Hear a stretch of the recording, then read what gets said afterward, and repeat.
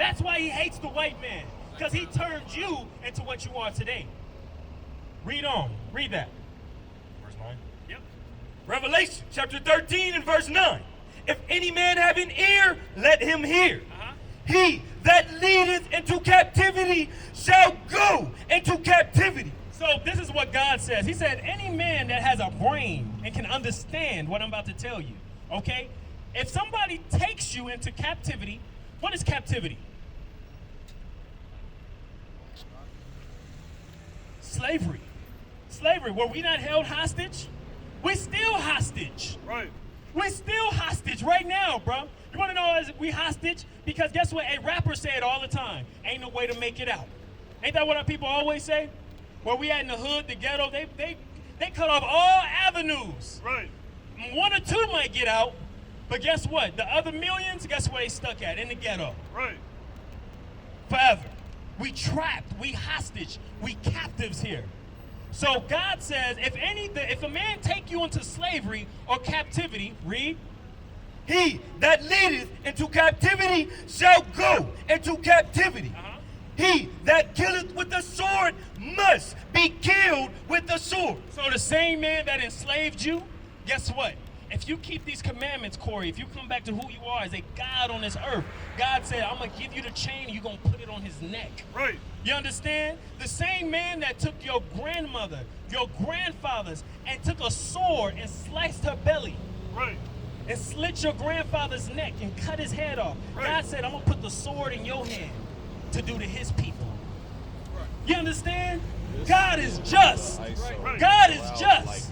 Everything the black man has suffered in America is not for no reason. We're going to get revenge. We're going to get revenge, brother. This ain't the end for us. That's right. Read on. Here is the patience and the faith of the saints. You heard what God said? He said, this is the reason the black man is holding on to my word today, for that vengeance. Right. That righteous vengeance. You understand? So, I want you to never forget you are an Israelite. You are a God upon this earth, brother. You're a God on this earth. And you're going to get revenge for everything the white man has done to you. But before you can get that revenge, what do you have to do? What do you have to do? You got to follow the commandments. Good. So we're going to get you some commandments. Go to 1 Corinthians 11. Go to 1 Corinthians 11. We're going to get you some commandments, all right? So you can start walking towards that. You got to get ready for work? Okay, hey, check this out real quick. Look at the back of this flyer right here. On this flyer, we have a school, we got a website, okay? Come down, come visit us, come learn who you are. Because you got to start keeping the commandments. Like today, do you know what today is?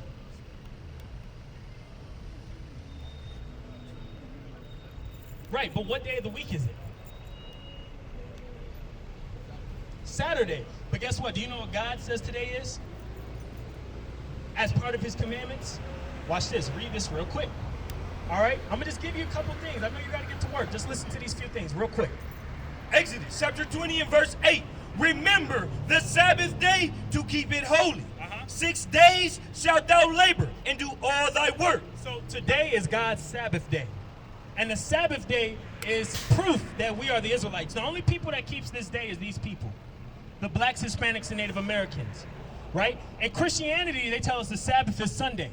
It's not Sunday. Today is God's Sabbath. Right? You're supposed to be congregating. You're not supposed to be working today. We're going to show you that. Read on. But the seventh day is the Sabbath of the Lord thy God. In it thou shalt not do any work. What are we not supposed to be doing today? Any work. We're not supposed to be working today, Corey. Why do you think we all out here? We all got jobs. But guess what? We work Sunday through Friday. And this is the day that God told us to what? Gather our people. Go out and teach the black man who he is. And then after that, we have a church where we come and congregate. And listen, you need to be there. That's where you need to be, right? You're not supposed to be working today. You're supposed to be keeping God's Sabbath. Because the Sabbath is proof that you are, what? God's children. Right. That's proof of that. Did you know that? Yeah. Give me that in Exodus really quick. Exodus 31. You know what I want, right? Exodus 31. That's why it's so important. Because the white man, everything that God gave us, he gave us the opposite to do, so we'll be disconnected. So God said, hey, y'all supposed to be gathering and going to church, quote unquote, on what? Saturday, the Sabbath. But the white man said, no, hell no. That's going to bring them back to their God. Have them go to church on Sunday. You see that? You see how evil they are? You see why God got to destroy them? Read that. Exodus chapter 31 and verse 13. Speak thou also unto the children of Israel. So God said, speak unto the children of Israel. You are the children of Israel. Hey, brother and sister over there, y'all are the Israelites, right? But you are an Israelite, brother. You hear me? Read. Saying, verily, my Sabbaths ye shall keep. So God said, my Sabbaths you're supposed to keep, Corey, because you're not a black. You're not African American. You're an Israelite. You're a God. You're a king. You're chosen. You're special. But you got to come back to me so I can take these curses off of you. You want to prosper in your life? You tired of living in the ghetto? You tired of being on the bottom of society? Start keeping my Sabbath. Come to me. I'm your father. I will bless you. I will heal you. But you got to come to me first. Read. For it is a sign between me and you. God said it's a sign. It's a sign between me and you. So every time this day of the week comes, you should wake up and you should praise God. Why? Because it's a sign that what? You are his son. It's a sign that you are his chosen people. It's a sign that God is not forsaking you. You understand? Read. For it is a sign between me and you throughout your generations, that ye may know that I am the Lord that doth sanctify you. That doth sanctify you. So that's the point. This is between us and God. Right. God don't love everybody. God don't care about nobody else but his people. And that means you, brother. That's so right. You got to start what? Coming back to the commandments of God. You got to keep the Sabbath.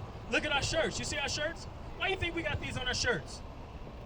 On the bottom. Why do you think we got these on our shirts? You notice, have you ever seen anybody else wear these? Do you know why?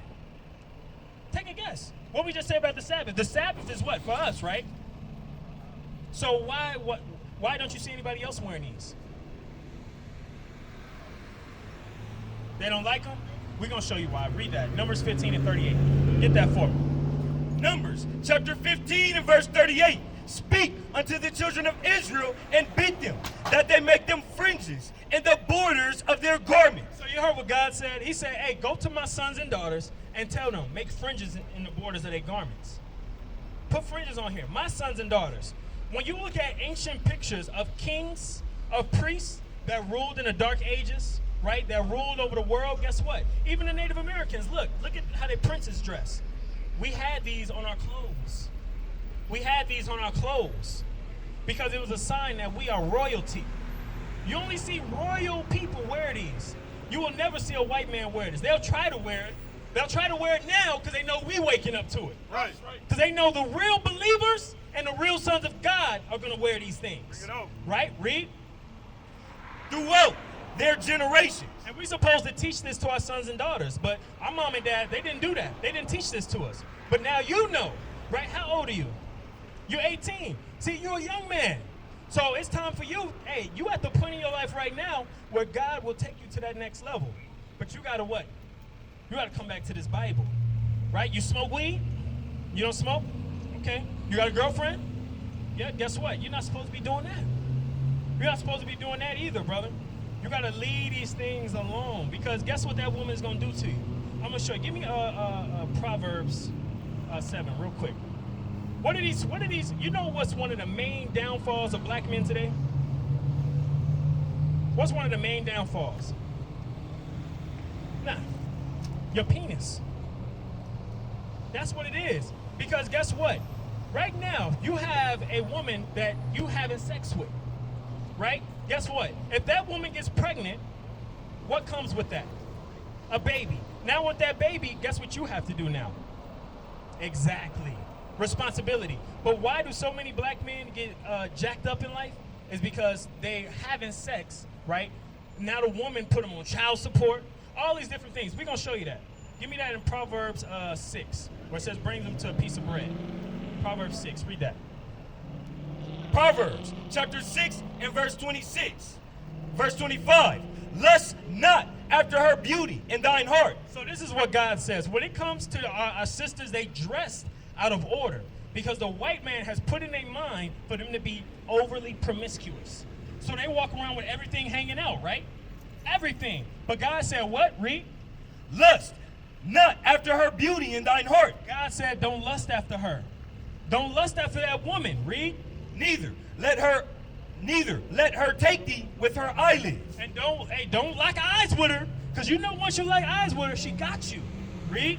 Verse 26. For by means of a whorish woman. By means of what? Of a whorish woman. A whorish woman. A whorish woman is the sister with the skin tight leggings on, the skin tight jeans, the super tight dress, right, with the cleavage out. God said that's a whorish woman. What is this whorish woman gonna do to Corey? Read. For by means of a whorish woman, a man is brought to a piece of bread. You brought to a piece of bread. You know what that means? You brought to a piece of bread because of that woman. That's a whore. It means you don't have nothing. That woman is going to destroy you to the point where you ain't got nothing. Because now you're paying $800 child support payments, right? They taking $300-400 out your check every single week, right? On top of that, you catch an STD. You see what I'm saying? You see how deep it get? So guess what? Black men, we can't move in that spirit no more. We can't treat our women like that no more. You got to focus on building yourself up. Give me Hebrews 13:4. 2 Timothy 2:22. 2 Timothy 2:22. Because I was 18, I already know where you at. The black man is raised to be like that. We raised to be like wild animals, bro. And just be out here going from female to female to female. That's not manhood. That's the mentality of a boy.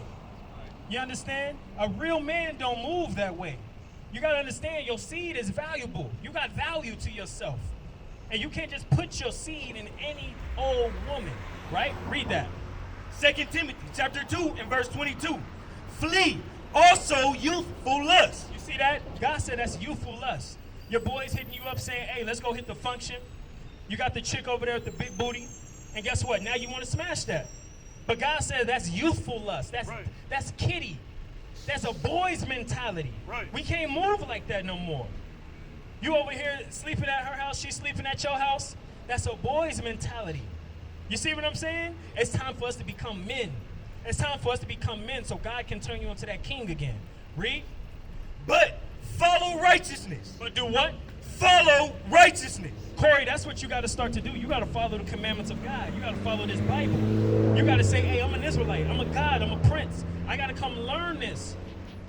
We used to scream black power while Heron was pushed.